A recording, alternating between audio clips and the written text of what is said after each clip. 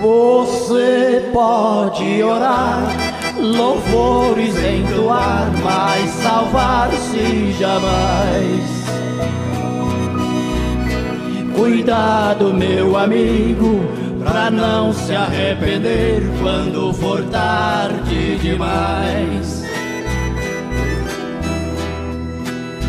Jesus Cristo já morreu por seus pecados e de graça Ele quer te perdoar.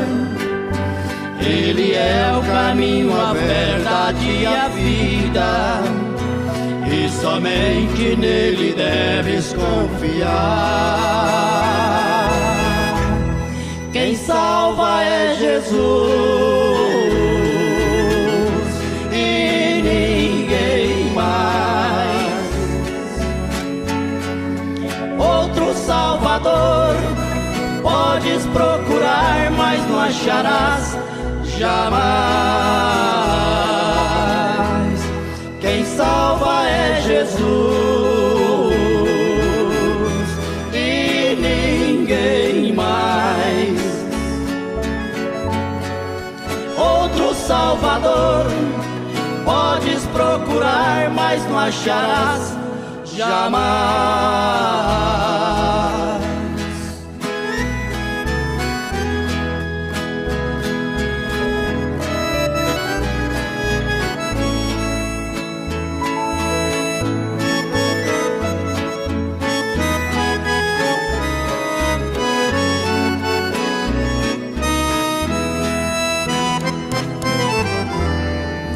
Você pode orar, louvores entoar, mas salvar-se jamais.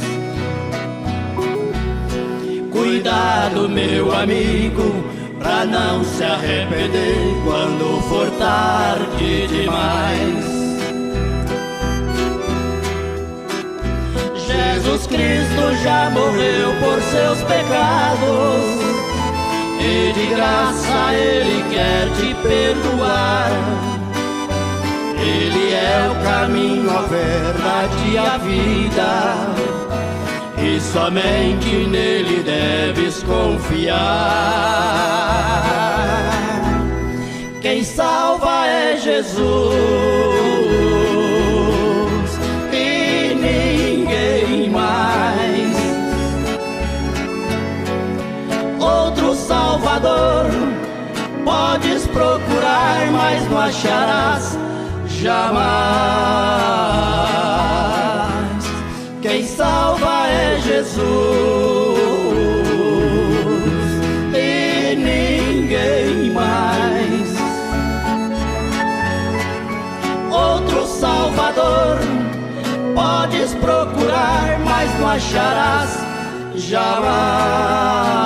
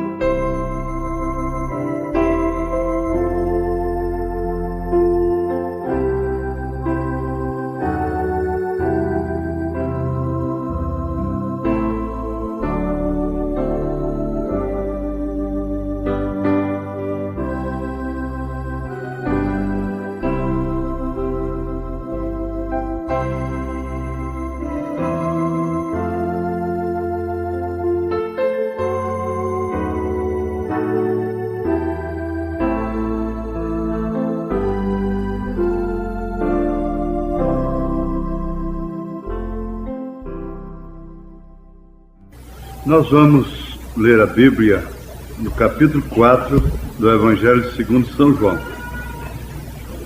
E quando o Senhor entendeu que os fariseus tinham ouvido que Jesus fazia e batizava mais discípulos do que João, ainda que Jesus mesmo não batizava, mas os seus discípulos, deixou a Judéia e foi outra vez para a Galiléia. E era-lhe necessário passar por Samaria. Foi, pois, a uma cidade de Samaria, chamada Sicar, junto da herdade que Jacó tinha dado a seu filho José. E estava ali a fonte de Jacó. Jesus, pois, cansado do caminho, assentou-se assim junto da fonte. Era isto quase a hora sexta.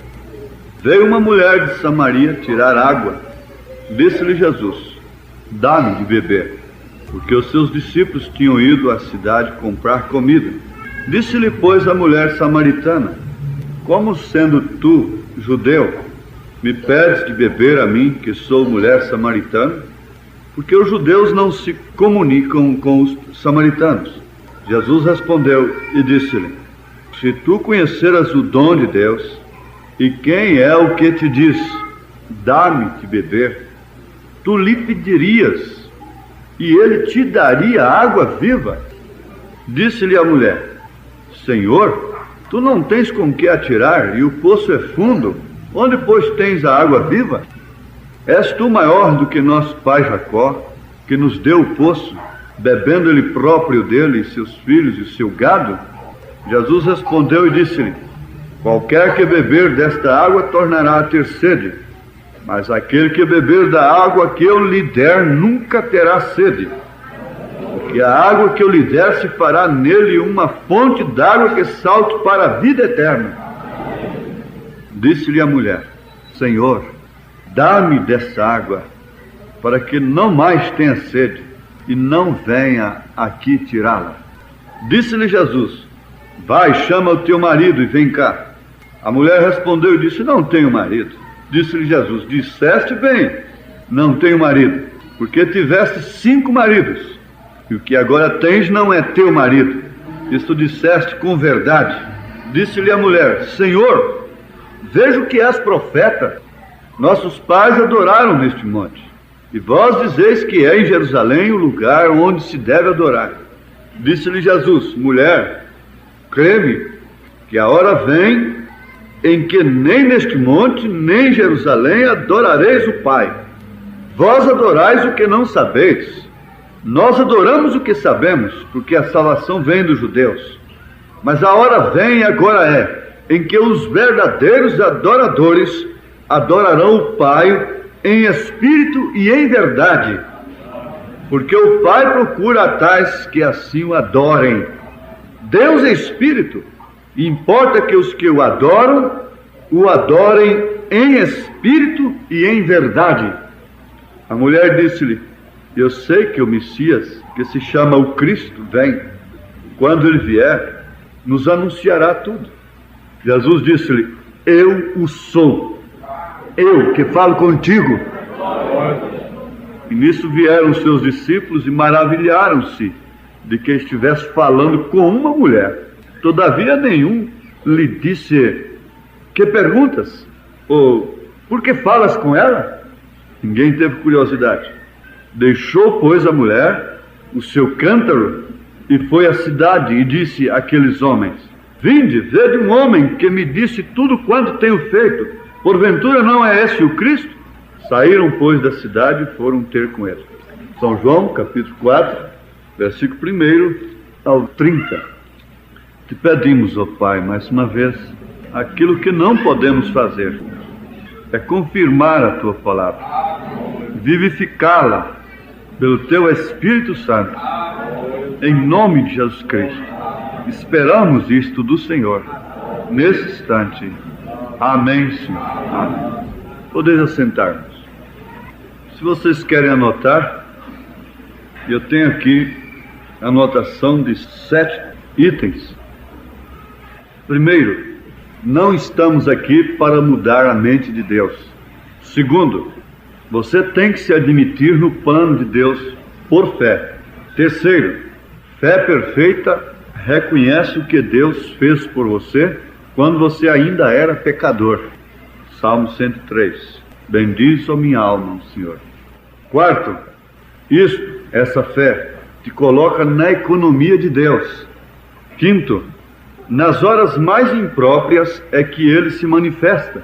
Sexto, Ele pede para poder dar. E sétimo, fé perfeita e amor perfeito andam de mãos dadas. Eu espero que nós possamos discorrer sobre esses assuntos que formam uma síntese do que vamos aprender ligeiramente e com bastante calma, espero em Deus, mas com a unção do Espírito Santo. A unção do Espírito Santo é para aqueles que querem ouvir a palavra e tê-la confirmada em suas vidas. Esta é a bênção do Espírito Santo num culto, numa pregação.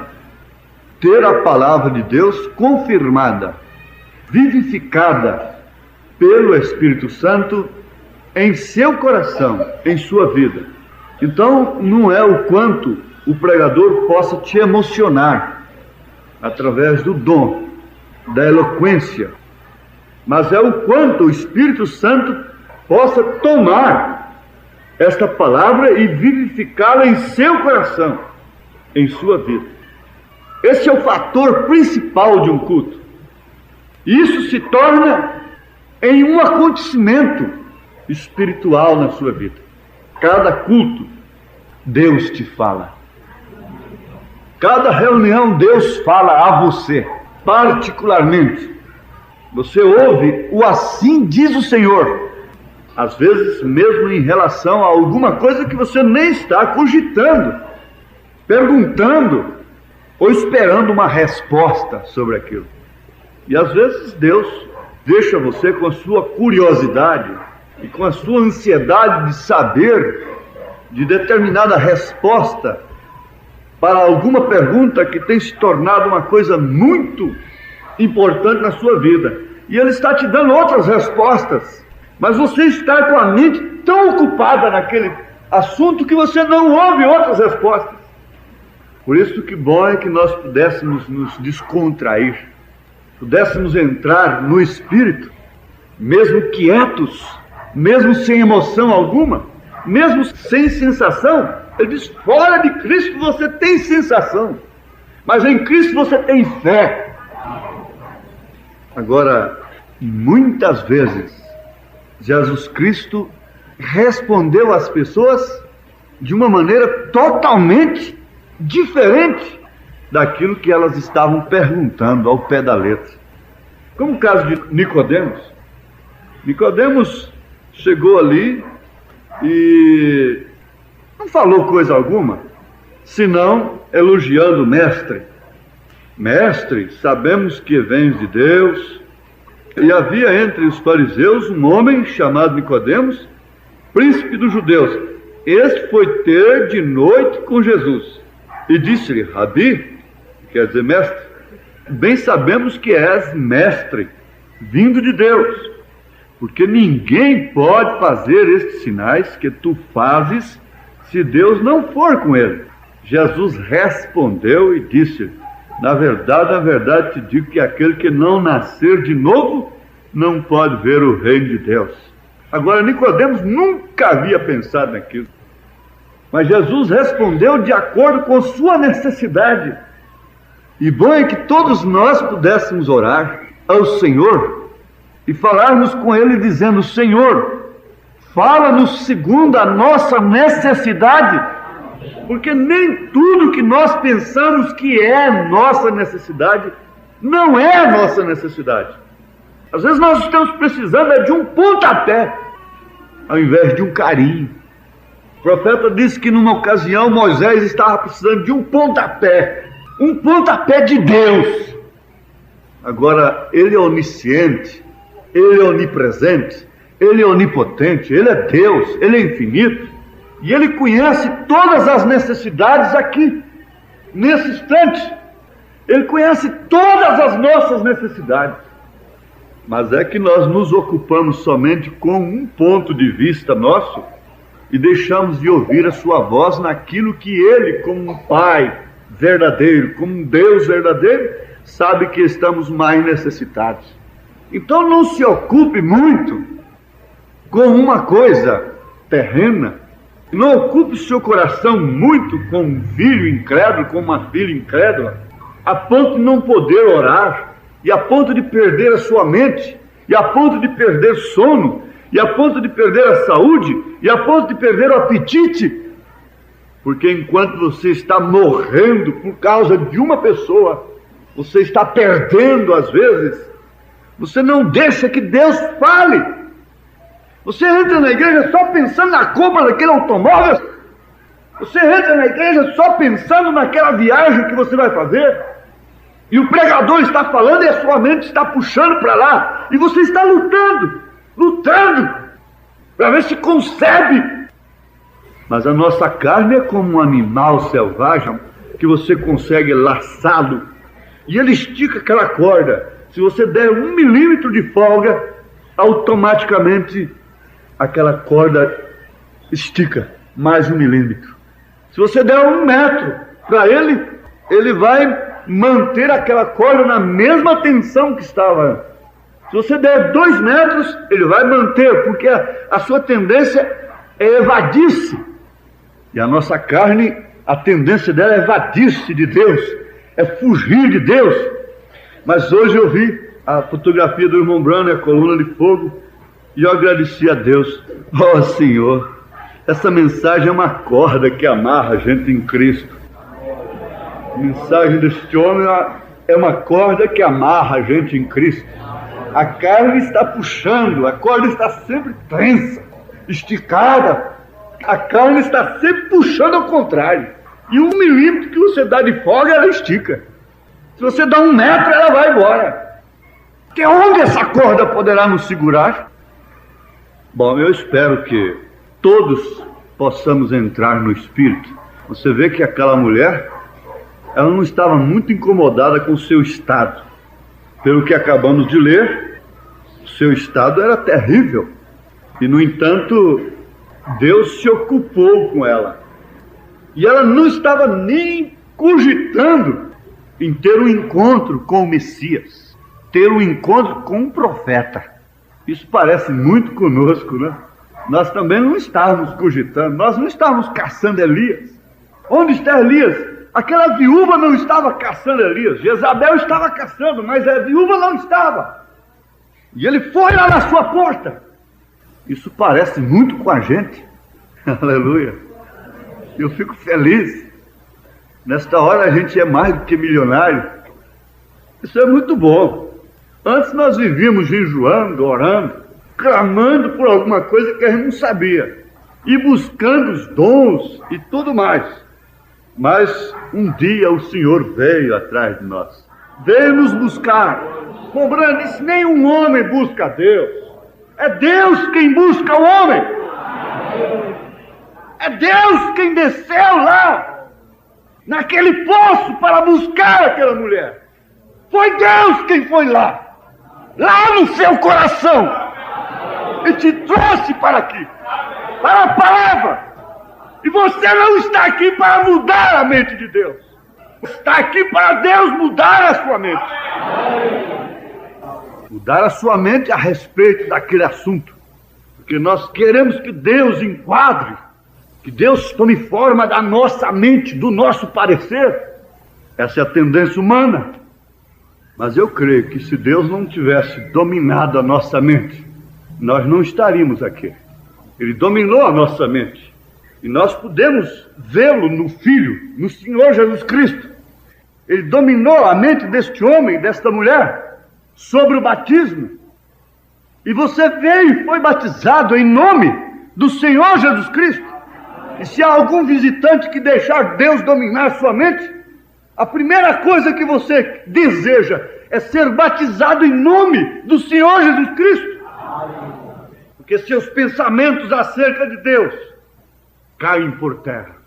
E você deixa Deus mostrar quem é o nome do Pai, do Filho e do Espírito Santo para você. Oh, aleluia. E assim por diante. Deus muda a mente daquela mulher.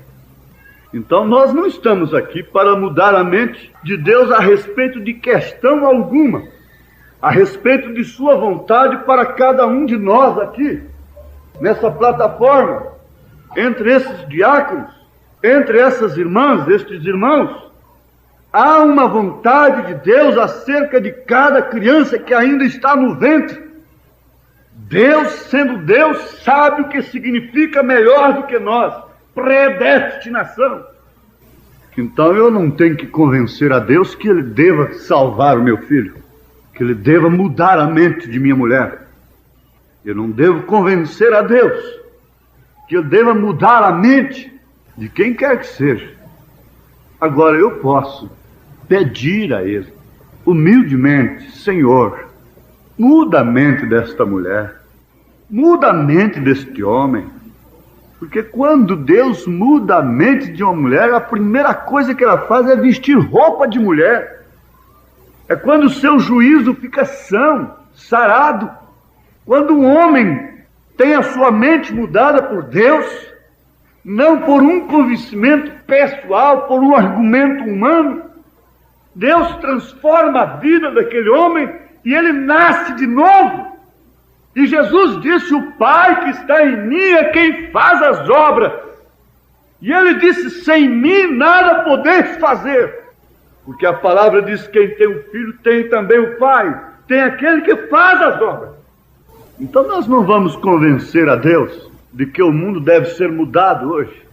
Nós não vamos tentar mudar a mente de Deus acerca do que Ele disse através dos profetas sobre esses dias, que são dias idênticos ao de Sodoma e de Gomorra.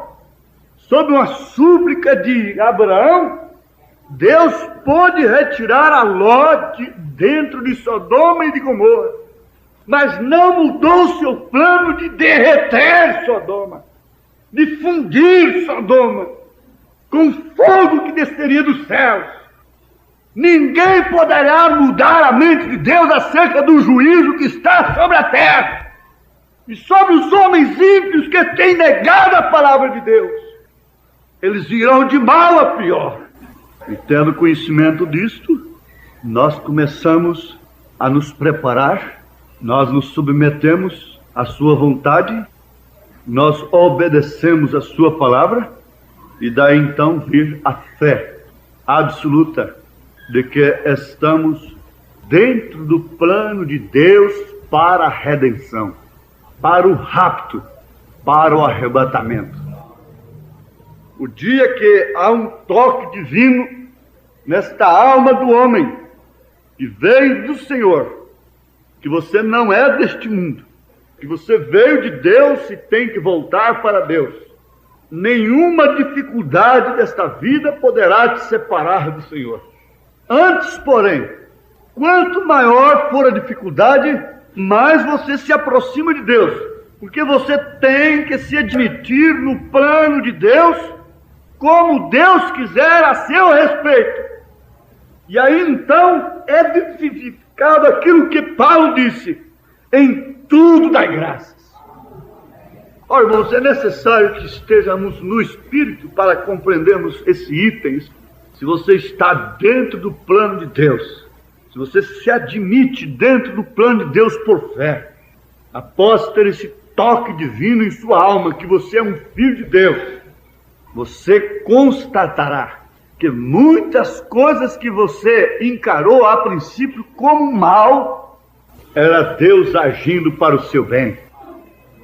Muitas portas que foram fechadas para você, dando até um parecer que Deus não te ouvia mais, não te ouviu. Por que esta porta fechou? Espere. Por que esse casamento não deu certo? Espere. Por que aquele negócio não deu certo? Espere. Dê graça simplesmente. Aprenda a esperar. O pior que pode acontecer com um crente aqui na terra, fisicamente falando, com uma pessoa, é morrer. A morte é chamada pelo cristão de doce morte. Você faz tudo para sobreviver aqui, mas quando você, irmã, vê, para sentir que não há meio e que você está partindo, você chamará aquilo. Você dirá: a hora vem. Você dirá: eu quero ir. Você dirá: Senhor, aperte o botão, Senhor. Dispare. Porque você se encontra dentro do plano de Deus para a vida eterna. Não importa por onde você passou, não importa o lodo onde você viveu, não importa o que foi você no passado, mas Deus olhava para você e podia ver como Deus onisciente, essa santa mulher, pura e arrependida, salva, lavada e redimida no seu sangue, este homem puro, arrependido, um cristão verdadeiro, como a pedra de sua coroa. Isso ele viu antes que você estivesse lá naquele lodo do pecado. Agora você começa a analisar, fazer um mapa de sua vida e a meditar.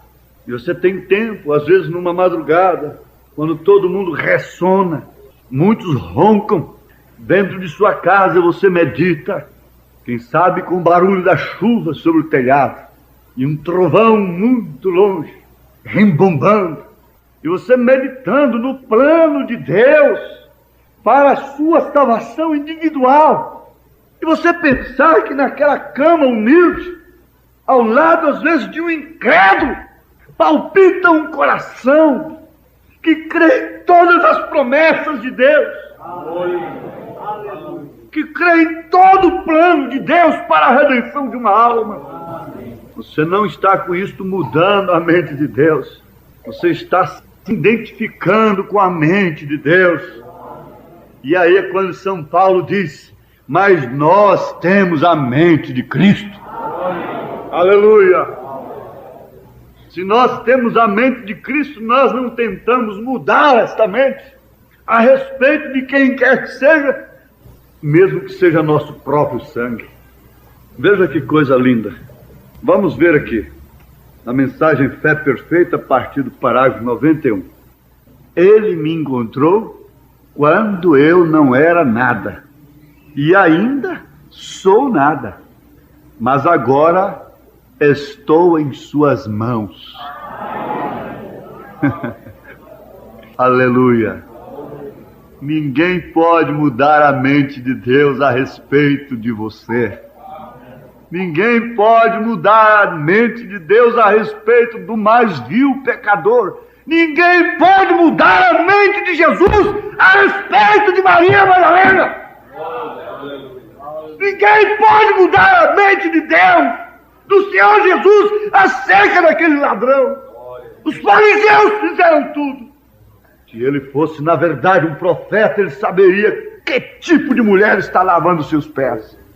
O profeta disse que ela passou por 1.500 homens, mais ou menos, numa reunião. E Jesus estava sentado lá adiante. E ela passou por 1.500 homens. E foi lá onde estava Jesus. E ali ajoelhou-se aos seus pés e começou a banhar-lhe os pés com lágrimas, enxugando-lhes com os cabelos. Apesar de ser uma prostituta, não tinha cortado seu cabelo. Ela tinha preservado o seu véu natural. Enxugava-lhe os pés com seus próprios cabelos. Que privilégio tremendo! A mulher hoje ainda tem nunca tocar em seus cabelos. Isso é honra diante de Deus. Isso é poderio sobre os anjos. Isso é ainda alguma graça que ela carrega sobre si. Mas eles não puderam constranger a Jesus. Jesus poderia ficar constrangido, envergonhado, porque numa reunião tão alta, de gente tão esmerada, de gente tão intocável, e de tantos dignatários, ele admitir que uma mulher de má fama lavasse os seus pés. Mas eles, a fama, a sociedade, a posição daqueles líderes, daqueles fariseus, não podiam mudar definitivamente a posição de Deus em relação àquela mulher. Não há demônio no mundo que possa mudar a posição de Deus em relação a mim, a você, a mente de Deus a seu respeito. Desce os infernos, movam-se os demônios. Nada poderá mudar o que Deus determinou a respeito de seus filhos. Seus filhos têm juntado tesouros nos céus. onde o ladrão não pode minar, a traça não pode roer. É intocável o que Deus te deu. Pode lhe picar o corpo aos milímetros, mas não pode tirar Cristo de você. Tratem de mudar a mente de Deus a meu respeito. Quem quiser, diga para ele, aquele homem é um falso. Diga para ele, Senhor, ele é um falso. Quando alguém for dizer para você que um pastor é um falso, você manda ele falar com Deus. Fala, irmão, fale isso com Deus. Só Deus pode mudá-lo de falso para verdadeiro. Supõe a gente a delirar no espírito. E eu não sei, há uma graça de nós nos sentirmos agora assentados em lugares celestiais. E ele não se envergonhou de dar os seus pés para aquela mulher lavar. E disse, Simão, eu entrei na tua casa, não me deste água para lavar os pés, não me ungiste com óleo, não fizeste nada por mim. Mas esta, desde que entrou aqui, não cessa de estar nos meus pés. Ele vê, ele conhece você que está desde que entrou aqui, nos seus pés. Ela comprou um unguento de nardo puro com tudo que ela tinha. Não importa a maneira que ela tinha adquirido aquilo. E foi e derramou na sua cabeça. E ungiu o mestre para a sepultura, diz a Bíblia. Que privilégio, que honra. Deveria ser a primeira dama que fizesse aquilo. Mas quem foi? Quem estava no plano de Deus.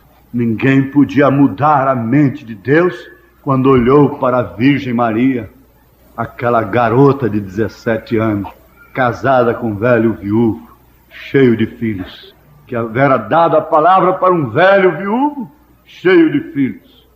Ninguém pôde mudar a mente de Deus quando ele olhou. Esta é a Virgem que conceberá. Ninguém pôde mudar. Mas, mamãe, nada pode mudar a mente de Deus a respeito de seu filho.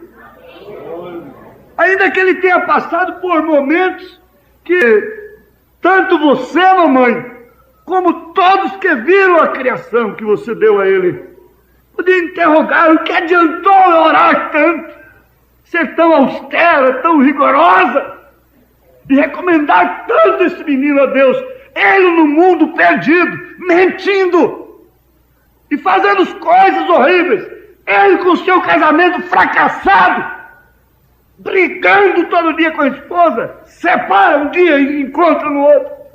Mas Deus não podia mudar a mente a respeito daquele menino. Deus estava com o olho nele. Deus não muda a mente a respeito de você. E às vezes você está vendo hoje uma pessoa que está lhe dando tanto desgosto, mas você não sabe. É melhor respeitar o que Deus tem a respeito daquela vida.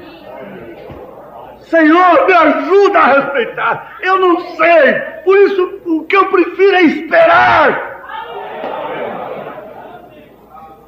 Ele me encontrou quando eu não era nada, e ainda sou nada, mas agora estou em suas mãos. Ele me amou e me tomou quando eu não era digno de ser amado, e com você sucedeu igual.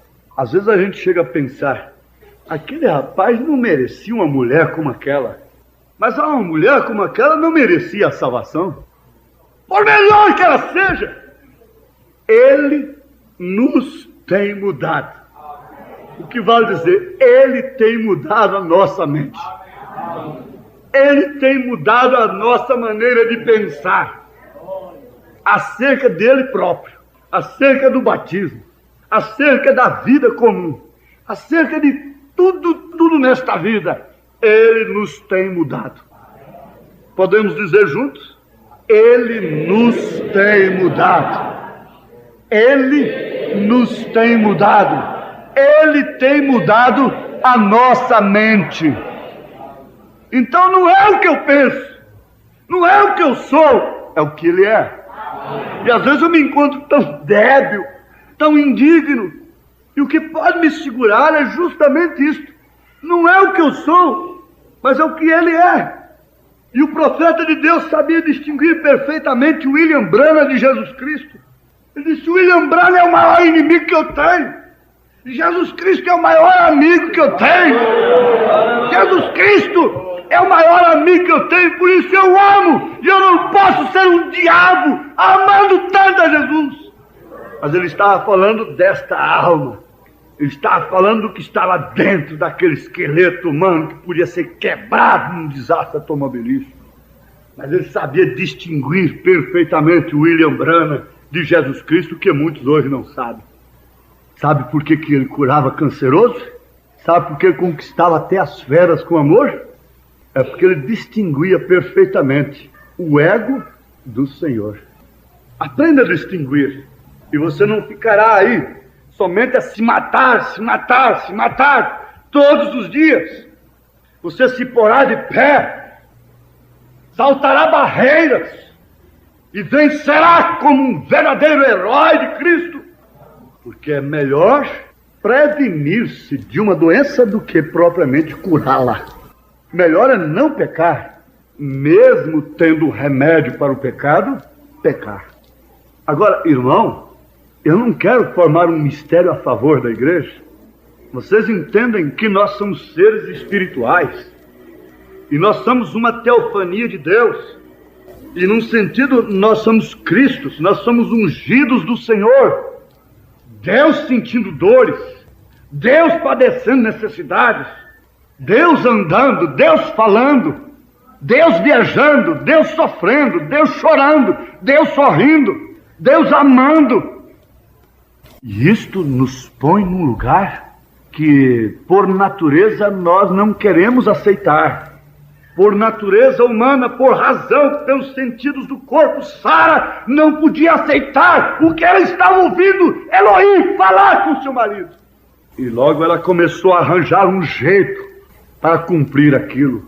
Ela tomou uma escrava formosa e deu a Abraão, diz o profeta. Mas aquela era a mente de Sara. A mente de Sara trouxe um filho selvagem que até hoje é um espinho no calcanhar do povo da promessa. Mas a mente de Deus trouxe o filho original. Você está entendendo em que posição Deus tem te colocado através do seu parecer a seu respeito? Mas este é o parecer de Deus a meu respeito. Este é o parecer de Deus. Como ousa Maria passar por 1.500 homens numa reunião social, numa sociedade como a nossa? Como ousas entrar aqui? Como ousaste, Davi, entrar no lugar que você não pode entrar? Que ousadia é essa, Esther, de entrar na presença do rei antes do dia próprio, numa hora imprópria? O próprio Deus tem lhe dado ousadia de se apresentar e de viver como uma cristã, como um cristão. Quando um cristão respira, ele está respirando o Espírito Santo. Jó diz assim, e prosseguindo Jó em sua parábola diz: vive Deus, que desviou a minha causa, e o Todo-Poderoso que amargurou a minha alma, enquanto em mim houver alento, e o sopro de Deus no meu nariz. E o profeta de Deus manda numa mensagem: respire o Espírito Santo, o sopro de Deus em seu nariz. E você, cada suspiro que você dá, você respira oxigênio. E esse oxigênio é uma obra-prima de Deus para a vida. Sem oxigênio não pode haver vida. Sem o Espírito Santo não pode haver vida. E se uma criança não recebe esse sopro, ela morre. Não passa de um feto ao nascer. Respire o Espírito Santo. Respire Deus. Passe por 1.500 homens. Passe pela sociedade. Passe pelas barreiras. Passe pelas famílias. Passe por todo mundo. Passe pelas escolas. Passe pelas fábricas. Passe pelo comércio. Passe pelas avenidas. Passe pelo trânsito. passa por todos os meios, sempre em direção de Cristo, sempre em direção dele, respirando Deus, respirando o Espírito Santo, porque este foi o plano dele a seu respeito. Então, continue labutando, continue lutando, continue implicando, continue exortando, redarguindo, continue. Ele nos tem mudado. É como disse a irmã de cor, quando estava testificando: não sou o que devo ser, nem tampouco sou o que eu quero ser, mas a verdade é que não sou o que eu era antes. Ela sabia que havia vindo de alguma parte, algo havia sucedido, e assim é. Isso lhe admite no plano de Deus. Olha, eu tenho alguma coisa aqui para frente, preste bem atenção. Se quando eu era estranho a Deus, eu era estranho a Deus, e Deus me amou de tal maneira que desceu a buscar-me e levantar-me, então isso me dá confiança de que Ele me quer usar. Se quando eu era estranho a Ele, Ele pode me tomar e me lavar como um verdadeiro pai, como uma verdadeira mãe. Você acaba de lavar seu filhinho e o deixa cheiroso, bonitinho, bem penteadinho, e ele sai ali fora, escorrega no barro e suja a roupa. O que faz você? O enxota de casa? Você corre, o toma nos braços, diz: filhinho, vem cá, agora você vai ter que tomar banho de novo, você vai ter que trocar essa roupa, você sujou a roupa que a mamãe te pôs. Filhinha, você tem que trocar de roupa agora, você sujou a roupa, você não podia sair lá fora. Veja só a consequência de você ter saído. Você caiu, você sujou a roupa, mas venha, a água aqui para você se banhar, lavar. Venha, retorne, venha para a casa de Deus, arrependa-se. Se quando você era estranho, Ele pode te lavar, Ele pode te perdoar, e hoje então, quando você tem companheirismo com Ele, Ele pode te usar como uma verdadeira esposa, como um verdadeiro marido, como um verdadeiro diácono, como um verdadeiro pastor, como um verdadeiro missionário, um verdadeiro evangelista. Ele tinha um propósito em fazê-lo. Ele viu algo em mim. Sabe o que ele viu em mim? Em mim não habitava nada. Ele viu foi esta alma que veio dele. Sabe o que ele viu em você? Não foi uma boa aparência, não foi uma grande inteligência, uma bela formosura, um belo rostinho, uns belos olhos. Esta serve para ser uma boa cristã porque ela é bonita, ou porque ela é toda desajeitada, ela é feia, ela é quadrada. Isso pode ser mesmo uma cristã. Ele é rico, ele é pobre, ele é inteligente, ele é estudado, ele é iletrado, ele é indouto. Ele pode ser um cristão? Não! O que ele viu em você foi uma alma, foi uma semente lá dentro. Ao investigar a terra, ele encontrou que essa semente estava em determinado lugar. E então ele endereçou a sua mão no receptor, no ponteiro do rádio, um dia. E o primeiro programa da Rádio Universo, ouviu casualmente? Não, foi ele que tomou a sua mão e fez isto, e ligou, e ali então chocou com a semente. Há testemunhas disto aqui, há testemunhas disto que abraça a gente por todo o país chorando. É a água da vida indo para ele, esta água prometida à mulher samaritana. Oh, que coisa tremenda, irmãos. Estava no propósito dele fazê-lo. Ele viu algo em mim, ele também viu algo em você, e teve uma razão em salvá-lo. Observem as pessoas que não são salvas hoje. Vejam os milhões que podia haver tomado em vez de você, porém tomou você. Por que não é outra a minha esposa? Por que não é outro o seu marido? Por que você não está em outro lugar ao invés de estar aqui? Procure ver o mapa de Deus a seu respeito. Procure enquadrar-se na mente de Deus. Foi um propósito de Deus. Ele podia ter milhões no seu lugar, mas tomou foi você. Quando ele te tomou para este propósito, de ser uma esposa santa, de ser uma mulher humilde, reconhecida na economia de Deus, ele podia ter tomado outra. Ele podia ter buscado uma outra virgem ao invés de Maria. Ela podia chamar-se Joana, ela podia chamar-se Antônia, outro nome qualquer, mas foi aquela Maria. Foi esta, foi esta. Foi você, foi você. Foi você, foi você. Foi você no propósito dele. Ele viu algo em mim. Isto é esta semente. Nenhum outro pode tomar seu lugar. Nenhum outro. Amém. Você está na economia de Deus. Aleluia. Quando você reúne a sua economia, você faz a economia sempre para adquirir algo.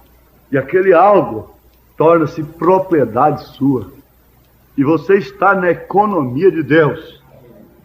Quando Raabe, ainda uma meretriz, porque eu não sei, deu lugar, escondeu os espias de Deus.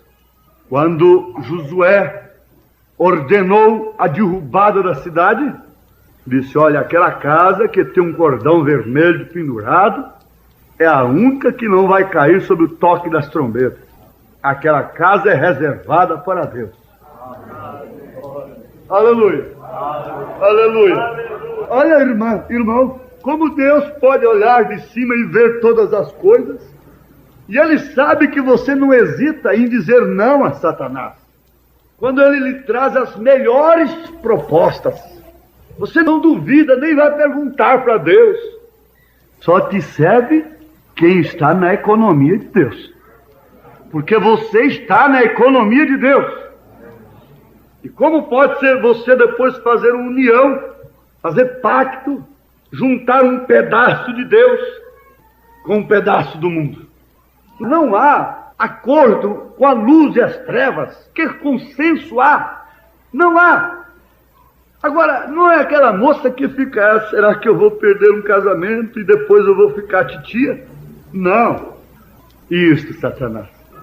Isto. Você gosta sempre de apontar os barcos que se afundam. Você gosta de apontar aquela que não suportou ali, nem uma olhadinha ali.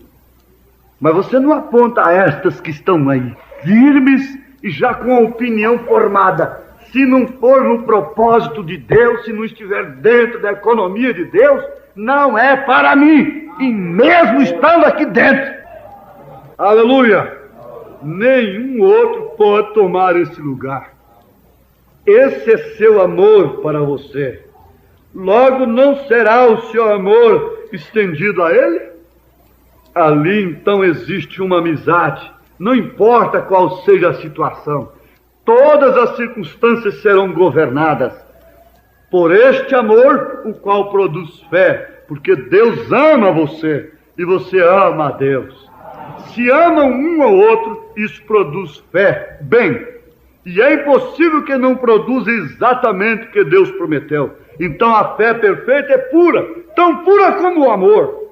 Agora, quando você ama a um indivíduo, como vocês que amam seus maridos, ou os homens as suas esposas, não há necessidade de que alguém lhe diga: você não a ama, porque a ama e você sabe que assim é.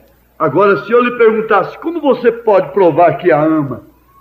Então me responderia: eu provo por minha maneira de viver. A esposa diria: eu sou uma esposa fiel e honesta nos meus olhares, nos meus pensamentos, na minha conduta, na minha entrada e na minha saída. Isso eu provo que amo o meu marido e o respeito. Ou o esposo: eu sou o esposo fiel. Isso prova que a amo. Então sua vida prova o que é. É igual com o cristianismo. Tem fé e confiança um no outro, e são puros. É algo real, e ainda que não possa mostrar a outra pessoa, você sabe que a tem e suas ações a provam. Logo, quando você tem fé pura e sem adulteração, assim como é seu amor para com sua companheira, então o prova por sua maneira de atuar. já não se queixará, porque sabe que está concluído, e segue adiante. Não importa como apareça ou o que outros digam, você já sabe o que tem sucedido. Você sabe que está concluído, assim como sabe que ama seu marido. Você não vai hesitar em ponto algum. Então a fé e o amor têm que caminhar juntos, porque são parentes. O amor produz a fé. Deus te trouxe para a sua economia pelo seu propósito, mas Ele te capacita. Ele corresponde com o seu amor, que Ele próprio introduziu no seu coração pela natureza do seu espírito, que é sua alma. Você ama a Deus, você tem amor ao Senhor Jesus, por isso você crê em sua palavra. Aleluia! Isso te coloca dentro de um plano. Você se encontra na lista de Deus. Você se encontra numa lista de chamada. Você se encontra numa lista de economia. Você se encontra num rol de Deus, dos filhos de Deus. Você sempre responde chamada. Ele me chamará e eu lhe responderei. Amém. Oh, irmãos, coisa maravilhosa. Tremendo. Vamos lembrar aqui deste fato tão interessante sobre se quando eu era estranho a Deus, me amou de tal maneira. Agora, para completarmos esse pensamento sobre a nossa admissão no plano, no propósito de Deus para a vida eterna, o profeta disse para aquela pessoa que disse para ele descaradamente: creio que você é um anticristo. E ele respondeu: se isto agradasse ao meu Senhor, isto é o que eu quereria ser. Eu desejo ser o que ele deseja que eu seja. Eu o amo. E se ele me mandasse para o inferno, eu continuaria amando, se eu fosse com o mesmo espírito que tenho agora. Então ele tinha uma convicção do espírito que ele tinha. Agora, vocês guardem aqui. Aquele reverendo, presidente do Conselho de Ministros, depois que saiu aquela última entrevista no jornal, e eu disse para ele: reverendo, como pode o senhor impedir a Bíblia se cumprir ao meu respeito, desde que o senhor me considera como anticristo? Então quer dizer que o senhor quer impedir a Bíblia se cumprir a meu respeito? Em outras palavras, eu disse: então me agrada ser o que Deus propôs que eu seja, que eu fosse aqui na terra. Agora, eles me desconsideraram como pastor, mas Deus me consolou com isto. Veja que eu posso, porque o profeta deu esse testemunho particular dele, e eu posso então vos dar também esse testemunho. Deus me consolou fortemente com isto aqui. 1 Coríntios 9. Não sou livre? Não vi eu a Jesus Cristo, Senhor nosso? Não sois vós a minha obra no Senhor? Se eu não sou apóstolo para os outros, ao menos o sou para vós, porque vós sois o selo do meu apostolado no Senhor. Esta é a minha defesa com os que me condenam. Ora, eles me desconsiderando como pastor, quando eu tinha um rebanho que me respeitava e me respeita muito mais. Eu estou enquadrando um testemunho como esse. O que interessa é ser reconhecido pelo meu rebanho como pastor. O que diz que eu sou um pastor é o meu rebanho. Não há pastor sem rebanho. E pastor é aquele que traz consigo um rebanho. Este é o pastor. Esse tem um rebanho. Você pode ter sido um evangelista, pode ter sido um pregador, mas você ainda não foi um pastor. Porque não é porque te consagraram como pastor, mas o que reconhece um pastor é o rebanho, no sentido da palavra, de acordo com a Bíblia e com a mensagem do profeta. A ponto de ele dizer: espiritualmente o seu pastor é seu marido, sua igreja é sua esposa, espiritualmente falando. Veja só que responsabilidade, mas por outro lado, que graça. Então ele disse assim, e eu queria chegar a essa conclusão para ajudar os irmãos que sofrem. Olhem, preste atenção, que sofrem determinadas circunstâncias físicas. está aqui, quando ele falou com aquele jovem ministro, ele disse assim: eu acabei de falar com o jovem ministro e sua esposa no quarto há poucos minutos atrás, e ambos estão nervosos, exatamente como o resto do mundo, o restante dos seres humanos na Terra. Eu disse: recordem, Satanás quer te dar um murro. Não me importa quem você seja. Deus, ele tem o direito de dar aquele murro. O que você preferiria aquele murro? Ficar cego? Ou ser um artrítico, assentado em uma cadeira? Paralítico? Ou ser nervoso? Vem, tem algum lugar que ele pode te esmurrar, um espinho na carne, que te deixa insatisfeito, desconfiado de si mesmo, mas confiado em Deus, não vangloriando-se em si mesmo. Foi-me dado um espinho na carne para que eu não gloriasse, por causa das excelentes revelações. Mas o que preferia você? Ser uma paralítica, uma cega, ou sofrer dos nervos? Ser uma mulher nervosa? Na verdade, você terá que manter essa mancha, conservar essa mancha encoberta todo o tempo. E quem te olha, te vê como, de fato, uma cristã. Isso não pode passar para o outro lado. Como aquilo de Abraão não pode passar para o Novo Testamento. E você tem que manter esta coisa encoberta. Encoberta pelo sangue de Jesus Cristo. Mas você preferiria, então, ter os nervos abalados do que ser uma paralítica, um paralítico? Ser um cego? Então você conta com uma enfermidade da qual você não é culpada, não é culpado. E isso é Satanás te esmurrando. E agora o marido chega ali e você está doente dos nervos. E ele se põe a exigir de você, e você se põe mais nervosa ainda, porque aquilo ataca mais a sua enfermidade nos nervos. Que tal se sua esposa ficar cega e você começa a ficar nervoso com ela e diz assim: olha o buraco aí, por que você caiu nessa escada? Que mulher ignorante! Agora ela não quer nunca ser uma mulher nervosa, ele nunca quer ser um homem nervoso. Ele vai ter que encobrir essa mancha com o sangue de Jesus Cristo. E Satanás está sempre esmurrando e lhe condenando através de uma coisa que ele explora no seu físico. Mas aí então você tem uma fé perfeita. Você conhece o amor que tem por esse marido, por essa esposa. Você conhece esse amor que você tem por Deus, essa confiança que você tem ao repousar no braço direito de seu esposo. Você tem confiança que não é uma fingida, mesmo depois do ataque nervoso. Beijá-lo e chamá-lo de querido, de chamá-lo de meu amor.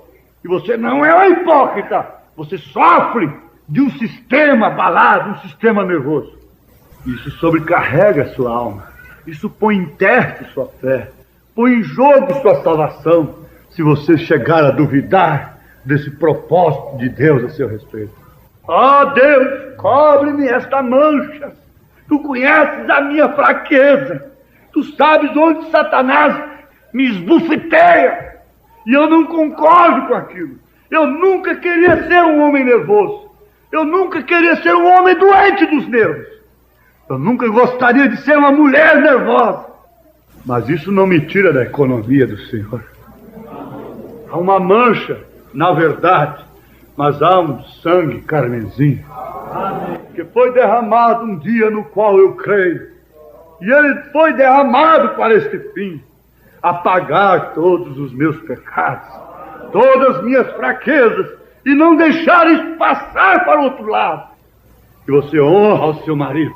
Você tem fé nele, você tem amor nele, e ele sabe que você tem uma doença, e que Satanás te esmurra, como também a ele, através de seu sistema nervoso. Isso é um profeta ao nosso lado, isso é um profeta combatendo, cortando com a espada do Espírito, e mostrando, muitas vezes, quando Satanás se põe contra nós, e nós nos pomos ali com as mãos na cabeça, dizendo: quem sou eu, Senhor, para pensar nos céus de glória que é proposto reservado somente para quem venceu estas coisas. Mas eles venceram, foi em fraqueza. Eles venceram gemendo como nós, sofrendo como nós. Eles venceram como Paulo venceu, orou 3 vezes: Senhor, tira de mim esse espinho na carne. Jesus disse: eu não vou tirar, a minha graça te basta. A minha graça te basta. Eu não vou tirar o espinho de sua carne, mas a minha graça deve te bastar. Você está na minha economia, você está no meu plano, você está no meu propósito. Ele pede para dar, e ele opera sempre nas horas mais impróprias. Eu já meditei sobre isto e acho que o tempo é muito bem aproveitado se nós pudermos relembrar isto. Lá naquele poço, aquela mulher não podia ir quando uma moça, quando as famílias iam buscar água. Aquela mulher era uma renegada, era marginalizada. E bom que fosse assim. Para ela foi muito melhor que ela sofresse o desprezo dos homens, da sociedade, da religião, conforme ela sofreu. Então a hora era imprópria para um homem falar com uma mulher. Ele deveria ter ido ali quando as mocinhas, as famílias, sorridentes e felizes, as mamães e as filhas, as donzelas, iam com seus cântaros buscar água. E elas tinham direito, elas sorridentes, eram felizes, iam cantarolando, cantando e contando histórias e trocando experiências, receitas de cozinha talvez, e falando do que o sacerdote leu naquele dia anterior, lá na sinagoga. Quem sabe tinham falado justamente daquele poço que Jacó fez. Mas vejam, irmãos, que hora indevida. Um homem dizendo ser o Messias, dizendo que era o eu sou, e justamente na hora em que a meretriz ia ao poço. Seria ele mal intencionado? Ele tinha um propósito. Ele carregava um propósito acerca daquela mulher. Passos foram contados, foram medidos desde antes da fundação do mundo. O desgaste de energia e a sede já houvera sido programado tudo antes da fundação do mundo. Aquela viagem estava no mapa de Deus. E ele chegou ali, assentou-se cansado do caminho. Homem como era, e Deus como era. Cansado do caminho, e assentou-se ali, numa hora imprópria, indevida, porque aquela hora era reservada para uma mulher de vida suspeita e não para famílias. Mas foi ali, justamente naquele instante, que ele pediu para ela. Jesus pedindo a uma mulher de vida suspeita água para beber. Mas havia uma tradição, e ela respeitava a tradição, ela conhecia a tradição, e ela não podia violar a tradição. E como sendo tu judeu, tu sendo um homem judeu, vem falar comigo nesta hora e pede água de beber. Ah, se tu soubesse, ali então ia desencadear alguma coisa. Ali então ia explodir um trovão no seu coração. Ele revelaria toda a sua vida. Oh, o que acontece quando nós vamos à casa de Deus e temos tido um encontro com o Senhor. Que coisa tremenda quando eu peguei essas 7 eras. Eu estava enfadado de expulsar demônios, enfadado de gritar, de bater corinho, de bater palmas, enfadado, cansado, num meio impróprio, por um meio estranho, de uma maneira estranha. Essas 7 eras chegaram às minhas mãos, e só eu e Deus sabe o que aconteceu quando eu li a apresentação do profeta. Deus nos mandou Elias. Só Deus sabe o que desencadeou dentro desse coração. Desde então estava disposto a dar minha vida por esta mensagem. Isso desencadeou em você, em seu coração. E veja, agora faça um mapa. Quantos tombaram, quantos renegaram, quantos corriam bem, caíram. Mas você está aí firme. Explodiu um trovão dentro de você. Perdeu noite de sono, rolou na cama, para lá e para cá. Tem que ser batizado em nome de Jesus Cristo. Não há 3 pessoas, Que luta, profeta, profeta, profeta. Onde foi parar o nosso pastor, meu Deus? Misericórdia, mas eu creio nele. Eu creio nesse pastor. Meu Jesus, o que é isso? É um trovão explodindo. Naquela hora que ele disse: vai, chama teu marido. Ela disse: eu não tenho marido. Meretriz, honesta, verdadeira, que não fingia coisa alguma. Ele disse: disseste bem, disseste a verdade. E naquela hora a palavra penetrou até as juntas e medulas e discerniu sua vida. Ele disse: vejo que és profeta. Anás diz: vejo Belzebu. Samaritana meretriz diz: vejo que és profeta. Os líderes religiosos dizem: é falso profeta. Você diz: é o profeta de Deus. Esse trovão explodiu dentro de você. Tu és meu filho amado em quem tenho prazer, Jesus. O que fez isto foi um trovão que explodiu. Houve uma explosão. Você vê que você não deve vir nunca para a mensagem com a sua mente manufaturada e torcendo Deus pela sua própria mente. E ninguém deve trazer ninguém ao batismo de uma maneira fabricada, constrangido. Porque se essa pessoa está no plano de Deus, Jesus chega para ela num determinado instante, talvez impróprio como aquele, um instante impróprio da vida, impróprio para entregar uma mensagem como aquela. Eu gritei com toda ousadia pelo Espírito Santo de Deus, que tem tido compaixão de mim e me sustentado até aqui. Se vocês não me quiserem, eu voltarei para a porta do mercado. Mas eu não creio mais nestas coisas. Deus nos enviou um profeta. Isso desencadeou em você, em seu coração. E veja, agora faça um mapa. Quantos tombaram, quantos renegaram, quantos corriam bem, caíram. Mas você está aí firme. Explodiu um trovão dentro de você. Perdeu noite de sono, rolou na cama, para lá e para cá. Tem que ser batizado em nome de Jesus Cristo. Não há 3 pessoas. E que luta, profeta, profeta, profeta. Onde foi parar o nosso pastor, meu Deus? Misericórdia, mas eu creio nele. Eu creio nesse pastor. Meu Jesus, o que é isso? É um trovão explodindo. Naquela hora que ele disse: vai, chama teu marido. Ela disse: eu não tenho marido. Meretriz, honesta, verdadeira, que não fingia coisa alguma. Ele disse: disseste bem, disseste a verdade. E naquela hora a palavra penetrou até as juntas e medulas e discerniu sua vida. Ele disse: vejo que és profeta. Anás diz: vejo Belzebu. Samaritana meretriz diz: vejo que és profeta. Os líderes religiosos dizem: é falso profeta. Você diz: é o profeta de Deus. Esse trovão explodiu dentro de você. Tu és meu filho amado em quem tenho prazer, Jesus. O que fez isto foi um trovão que explodiu.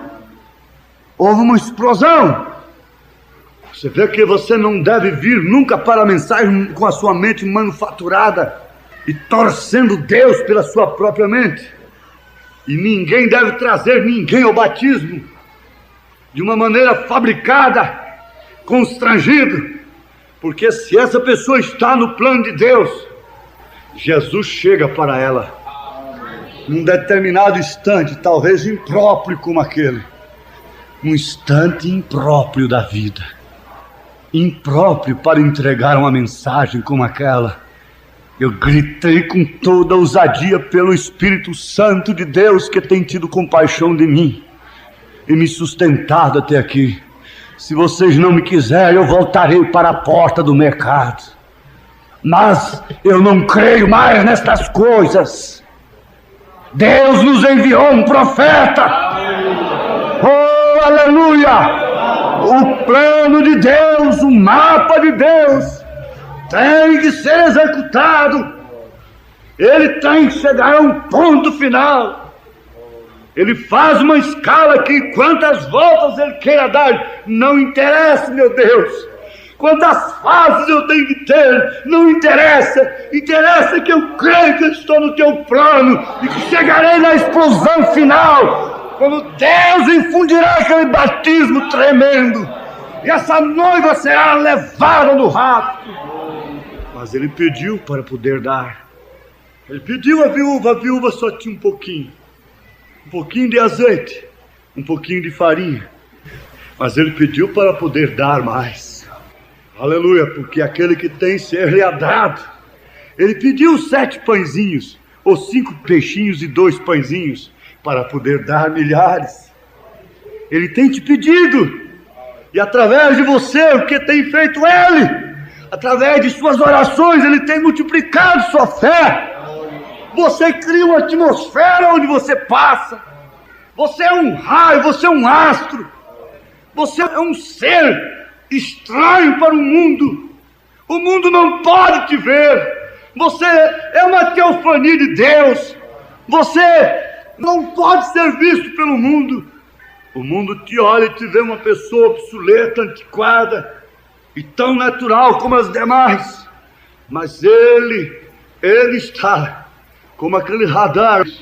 Quando um carro entra na pista em tal ponto, na rodovia, eles começam a acompanhar aquela viagem do carro por um painel de um radar. E ele vê aquilo, um sinal luminoso. É o carro número tal, placa número tal. E vê a hora que ele corta indevidamente, ultrapassa indevidamente. E que velocidade ele pôs em tal trecho, em tal quilômetro da rodovia. E quando ele chega lá no posto policial, já tem um soldado lá com a mão levantada. Para aqui, o senhor ali fez isto. E ali o senhor excedeu a velocidade. E o senhor está multado. E ele tem você dentro desse painel. E você é um sinal luminoso a essas alturas. E você não pode falhar. Mas não é você, é ele você. Não é o carro que está no painel. É um sinal luminoso. Oh, que glória. Estamos na mira de Deus. De um Deus que tem olhares tenros, compassivos. De um Deus na bem-aventurança. No Deus que conhece seus gemidos. No Deus que tem prazer. Paulo disse: sede agradecidos. Encontre-se na economia de Deus. Identifique-se com sua posição em seu corpo. E cheguei a pensar que um clamor de uma velha, pobre viúva deveria ser feito aqui de público, para dar vergonha para muitas esposas que têm maridos que vivem lutando com tudo que tem por elas, e elas são mal agradecidas. Espero que ninguém esteja nesse estado aqui, mas a gente vê certos casos que a gente fica com vergonha de Deus. Por qualquer coisinha eu estou gemendo, por qualquer coisinha eu estou solicitando ajuda, por qualquer coisinha eu estou escorando, enquanto outras, há mulheres aqui, meus irmãos, que dá vergonha para nós, dá vergonha para os homens. Nós gememos à toa, nós damos muito trabalho para elas, nós somos exigentes, mas dá vergonha para a gente. Ó, filha de Deus, ah, que espírito tão forte. Mulher de cor, mulher pobre viúva, grande a tua fé. Deus te abençoe, minha irmã. Deus te abençoe nessa economia, nesse plano dele. Mas nada tem mudado a mente de Deus a respeito dessa pobre viúva. Ela estará vestida de núpcias. Ela estará no outro corpo. Ela estará em glória. Essa é a minha vingança por ela.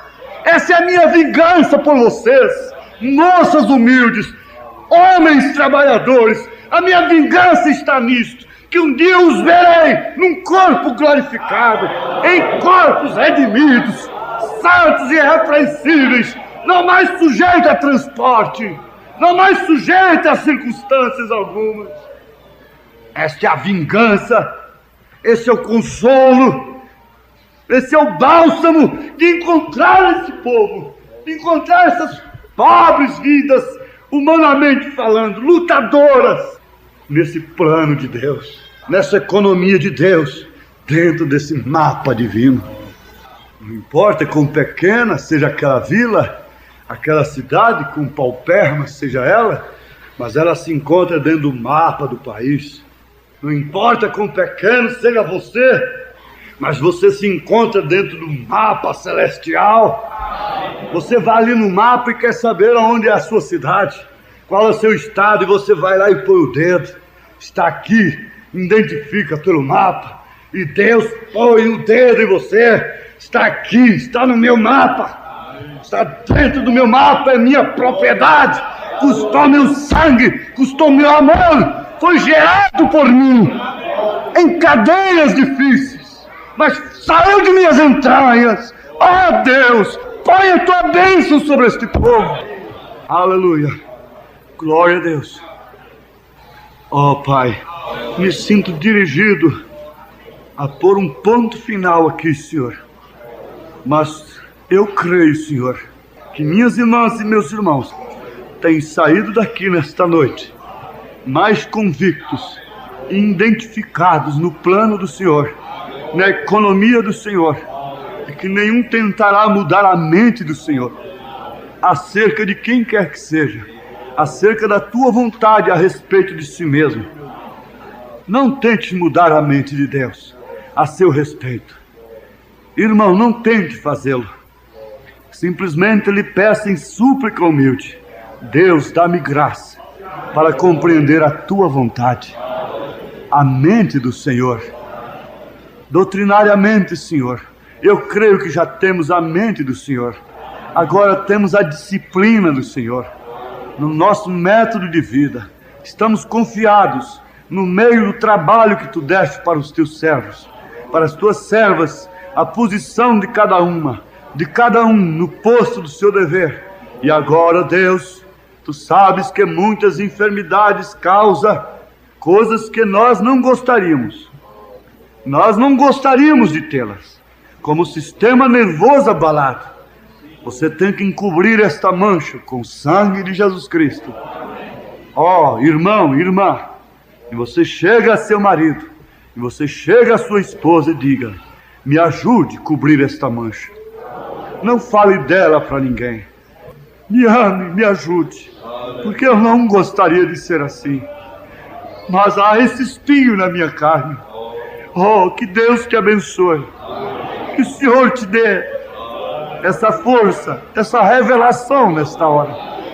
Então você a abrace e diga: querida, eu te ajudarei, confie em mim. Eu não conto com você, incluindo este espinho como obstáculo para nada em minha vida. Em nome de Jesus Cristo, tome cada um a sua esposa, sem nenhum obstáculo, sem nenhuma dúvida. Não há nenhum obstáculo entre nós dois, para a nossa felicidade. Não há nenhum obstáculo entre nós como irmãos, como diáconos, como pastores, como os obreiros, em geral como irmãos, como corpo misto de Cristo. Não há nenhum obstáculo entre nós. Estamos na economia de Deus. Temos tratado com Deus porque primeiro Ele tratou conosco. Se nós o amamos é porque Ele nos amou primeiro. E agora você tem a fé perfeita neste amor perfeito de Deus, também pela sua saúde.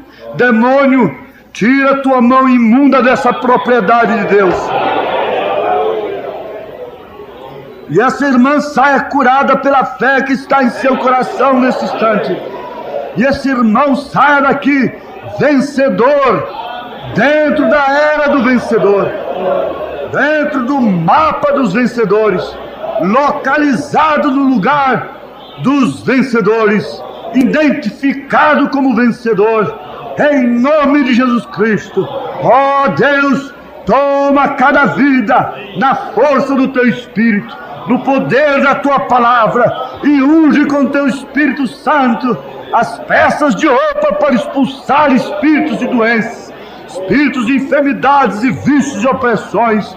Ó Deus, os pedidos de oração estão diante do Senhor, e batiza a igreja com o batismo desta fé, fé produto do amor, fé perfeita na palavra perfeita.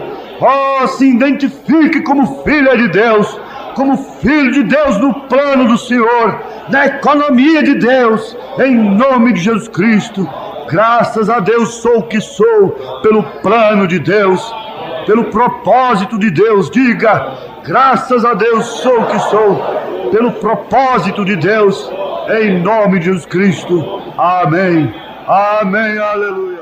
Glória a Deus. Põe a tua mão sobre essa pessoa que está na sua frente. Faça-o com fé. Faça-o com fé. Eu sinto dirigido por Deus pedir à igreja fazer isto. Aleluia. Não ponha a eleição de ninguém em jogo por causa de um mau procedimento, por causa de uma falha. Você não conhece a mente de Deus acerca daquela pessoa. Sempre ore pelas pessoas secretamente, quando vê fraqueza nelas. Às vezes elas estão sofrendo terrivelmente por causa daquelas fraquezas. Às vezes elas precisam de tua ajuda, não de teu julgamento. Aqui está um povo com uma só mente agora, a mente de Cristo. Senhor, o que impede essas maravilhas? Deixamos segundo a vontade do Senhor. Não queremos nenhum acontecimento para o nosso prazer apenas. Nós queremos que o Senhor tenha prazer de realizar as obras no nosso meio, que são dignas do Evangelho que pregamos e cremos. Mas ainda que nada acontecesse, simplesmente o amor umedecendo os nossos corações, tirando a dureza, reservas, e nos unindo numa só fé, num só Espírito. Ó Deus, nos encontramos dentro do mapa do Senhor, dentro da propriedade do Senhor. Ó Deus, aquela mulher passou por 1.500 homens e foi reconhecida pelo Senhor. E disse que todas as vezes que o Evangelho fosse pregado, ela seria citada. Seu testemunho. Agora, Senhor, aqui estamos nós, vivendo a fé do momento, da era presente, a era do olho. Isso é profeta, isso é águia, isso é ver as coisas. Não somente ver o mal, mas ver aquilo que Deus tem feito por nós. Não ver somente o que o diabo está fazendo, mas ver todo o plano de Deus acerca do nosso arrebatamento, da nossa salvação. Nos encontrar a nós mesmos dentro da economia do Senhor. Em nome de Jesus Cristo. Unja esta igreja.